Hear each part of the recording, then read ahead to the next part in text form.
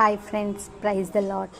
Friends, ఈరోజు మన Jesus message వచ్చేటప్పటికి గర్భఫలము కుమారులు. ఫ్రెండ్స్, బైబిల్లో 127వ కీర్తనలు 3వ అధ్యాయంలో కుమారులు యెహోవా అనుగ్రహించు స్వాస్థ్యము, గర్భఫలము ఆయన ఇచ్చు బహుమానమే. ఫ్రెండ్స్, గర్భఫలం అనేది మనకి ఇప్పుడు పెళ్ళైనాక ఫ్రెండ్స్ ఎంతోమంది ఎన్నో గిఫ్ట్స్ ఇస్తుంటారు, కానీ వాటన్నిటికంటే శ్రేష్టమైన గిఫ్ట్ ఫ్రెండ్స్ మన దేవుడు మనకిచ్చే గర్భఫలం అనేది, కుమారులు అనేది. ఫ్రెండ్స్, దేవుడు మనల్ని ఎంతో ఇష్టపడి మన పెళ్ళిని ఆశీర్వదించి మనకు ఆ గిఫ్ట్ ఇస్తాడు. ఫ్రెండ్స్, దాన్ని మనం ఎట్లా కాపాడుకోవాలి అనేది మనం చూద్దాం. ఫ్రెండ్స్,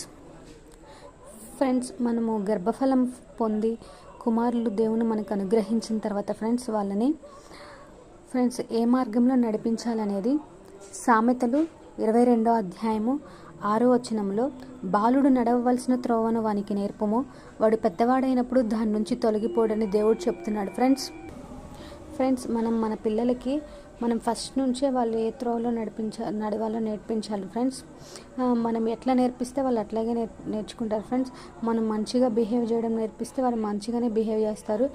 మనం చెడుగా బిహేవ్ చేయడం నేర్పిస్తే చెడుగానే బిహేవ్ చేస్తారు. ఫ్రెండ్స్, బైబిల్లో ఒక ప్రవక్త యోబు భక్తుడు వారి పిల్లల కోసం దేవునికి రోజు అరుణోదయాన్ని లేచి వారి పిల్లల గురించి దేవుడికి ప్రార్థన చేసేవాడు. ఫ్రెండ్స్, వాళ్ళ పిల్లలు ఈరోజు ఏమైనా పాపం చేస్తారేమో, దేవుని దృష్టికి దోషులుగా మారుతారేమో అని చెప్పేసి ఉదయాన్నే లేవగానే ఆయన ప్రేయర్ చేసేవాళ్ళు. ఫ్రెండ్స్, అది మనం బైబిల్లో యోబు 1వ అధ్యాయము 5వ వచనంలో, తన కుమారులు పాపము చేసి తమ హృదయముల్లో దేవుని దూషించురేమో అని వారిని పిలువనంపించి వారిని పవిత్రపరచి అరుణోదయమున లేచి వారిలో ఒక్కొక్కరి నిమిత్తమై దహన బలి అర్పించుచూ వచ్చెను.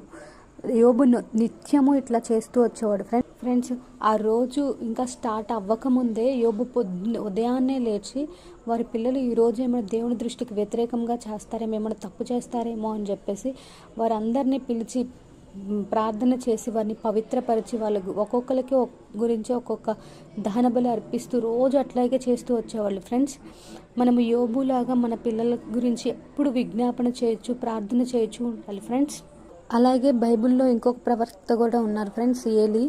ఆయన తన పిల్లలు పాపము చేయుచున్నారని తెలిసి కూడా వారిని ఏం అడ్డగించకపోవడం వల్ల వారు శాపగ్రస్తులయ్యారు. ఫ్రెండ్స్, అది 1 సాముయేలు 3వ అధ్యాయము 13వ వచనంలో, తన కుమారులు తాము శాపగ్రస్తులుగా చేసుకున్నారని తాము నెరిగి వారిని అడ్డగించలేదు గనుక